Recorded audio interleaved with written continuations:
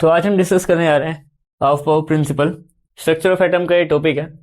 Basically ये हमें principal ये बताता है कि जो हमारे पास जितने भी क्या बोलते हैं एलिमेंट्स हैं, उनके पास सबके पास एटॉमिक नंबर होता है, तो उनकी इलेक्ट्रॉनिक कॉन्फ़िगरेशन किस तरीके से लिखी जाएगी वो हाफ पावर प्रिंसिपल हमें क्लियर करता है। ठीक है, ये हमें नेल्स बोर जी ने दिया था। ये प्रिंसिपल भी हाफ पावर प्रिंसिपल से कई लोग ये सोचते हैं कि हाफ पावर का मतलब है कि कोई साइंटिस्ट होगा जिनका नाम हाफ पावर होगा, लेकिन ऐसा नहीं है। वो नेल्स बोर ने दिया था। और हाफ पावर का बेसिकली किसी दूसरी लैंग्वेज में टर्म का मतलब होता है सही तरीके से एक तरीके से लिखना, तो वो उसको देख के इसका नाम दिया गया है, वरना दिया इसको नेल्स बोर नहीं है। ठीक है, अब देखो ये लिखते कैसे हैं या इलेक्ट्रॉन कैसे फिल होते हैं किसी भी चीज में, इसकी डेफिनेशन की बात करें तो electrons are filled in increasing order of energy। ठीक है, ये हम यहाँ पे भी डिस्कस करेंगे कि मतलब कैसे इंक्रीजिंग ऑर्डर ऑफ एनर्जी, और पता कैसे चलता है ये भी अभी हम देख लेंगे कि कैसे किसका इंक्रीजिंग ऑर्डर कितना ज्यादा है। ठीक है, और एग्जांपल भी लेंगे तो तुम्हें बेहतर समझ में आएगा। देखो, सबसे पहले तो ये समझो कि इसका जो एक बेसिक एनसीईआरटी की बुक में डायग्राम होता है वो होता है हमारे पास जैसे 1s, ठीक है, 2s, 3s, 4s, 5s, 6s, 7s। ठीक है, यहाँ पे ये आ गया 2p, फिर ये आ गया 3p और 3d, ऐसे ही आ गया 4p, 4d और 4f। फिर यहाँ पे आ गया, इस लाइन से लिख देता हूँ मैं, ये आ गया 5p, 6p, 7p, यहाँ पे 5d, 6d, 7d, यहाँ पे आ गया 5f,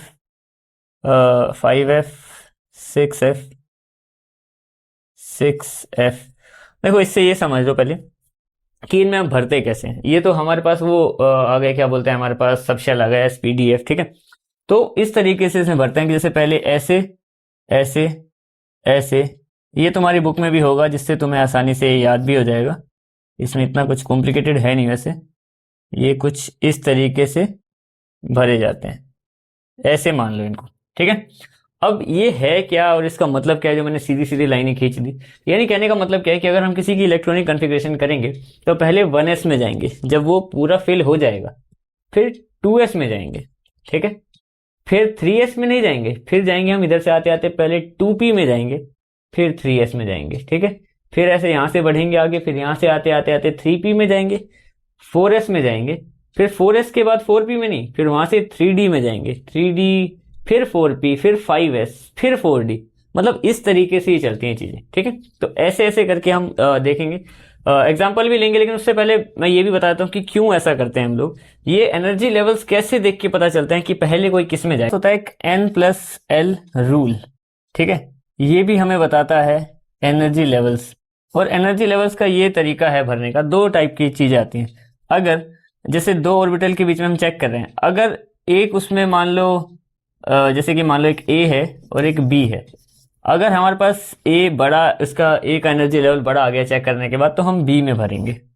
ठीक है, दूसरा कि अगर A और B दोनों के दोनों बराबर आते हैं, तो ऐसे केस में जिसके पास अपना प्रिंसिपल क्वांटम नंबर यानी कि n वो स्मॉलर होगा, स्मॉलर, तो उसमें भरेंगे।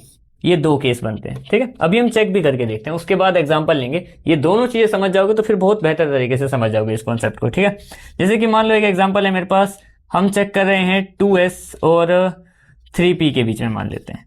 तो 2s का देखो, 2s में ये 2 हो गया, प्लस s का कितना होता है SPDF के हिसाब से, SPDF 0 1 2 3, तो ये s के हिसाब से यहाँ पे 0 आ गया, तो 2 + 0 2।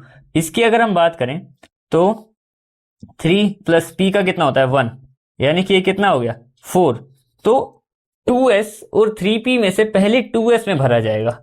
इसको मतलब इसमें मैं बताऊंगा कि ये इसका ज्यादा इसका है अगर, तो इसमें भरा जाएगा, जैसे कि हमने वहां पे डिस्कस किया था। ये देखो, ये 2s में भर दिया, फिर 2p में, फिर 3s में, फिर कहीं जाके 3p में। वो साफ साफ दिख रहा है हमें कि हमने उसमें पहले भरना है, क्योंकि इसका एनर्जी लेवल यहाँ पे ज्यादा है। ठीक है। तो जिसका कम एनर्जी लेवल होता है उसमें हम पहले भर देते हैं। अब देखो कुछ केस में आता है कि सेम आ जाती हैं चीजें, जैसे कि मान लो 2p और 3s की बात करते हैं हम लोग, यहीं पे देख लेते हैं। जैसे 2p और 3s की बात करते हैं। अब 2p का क्या है, 2p का 1 तो ये आ गया 3। इसकी बात करें तो ये है 3, s का 0, इसका भी आ गया 3।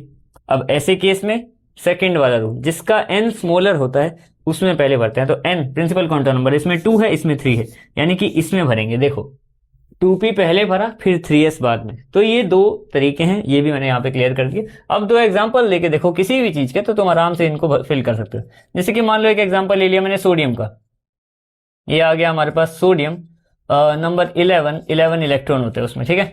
तो सबसे पहले इसमें अगर इसकी इलेक्ट्रॉनिक कन्फिग्रेशन रखेंगे हम लोग, Na 11 इलेक्ट्रॉन इक्वल टू, सबसे पहले 1s2, s में 2 आते हैं, ठीक है। तो पहले में 2 चले गए, फिर यहाँ पे आ गया 2s2, अगले में 2 चले गए, फिर 2s के बाद 2p, p में 6 आते हैं, 2p6, ठीक है। अब कितना बचा, सिर्फ एक इलेक्ट्रॉन बचा, और इसके बाद हमें जाना है यहाँ पे, तो ये आ गया 3s1, क्योंकि एक ही इलेक्ट्रॉन बचा था। तो ये इसकी इलेक्ट्रॉनिक कन्फिग्रेशन हो गई। और एग्जांपल लेते हैं, जैसे कि मान लो कैल्शियम है, कैल्शियम आता है नंबर 20 पे, 20 इलेक्ट्रॉन्स, ठीक है।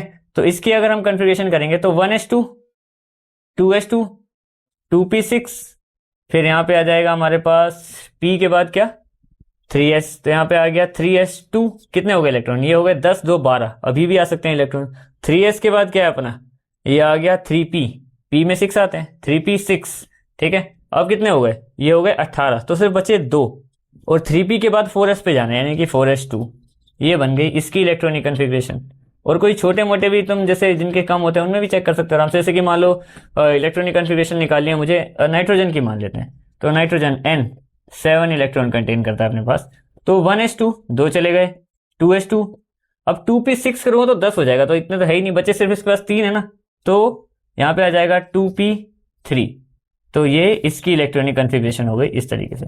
तो ये आप वो प्रिंसिपल इस तरीके से, और थोड़ा बहुत अगर डाउट रह जाता है तो ये कंप्लीट क्लियर कर जाते हैं। ये NL का रूल प्लस कर दे इसमें, और ये वाला, तो काफी अच्छे से समझ में आया था कि किसकी इलेक्ट्रॉनिक कन्फिग्रेशन क्या बनेगी, ठीक है। और इसमें कुछ लिमिटेशंस भी हैं इसकी, जो हमें ना एक हंट्स रूल अच्छे से क्लियर कर देगा। एक छोटी मोटी लिमिटेशन, ज्यादा भी नहीं कि इसमें गलत आ रहा है आंसर, बस 2 जगह पे गलत आते हैं, गलत भी नहीं, उसको वैसे लिखते हैं हंट्स रूल के हिसाब से, ठीक है।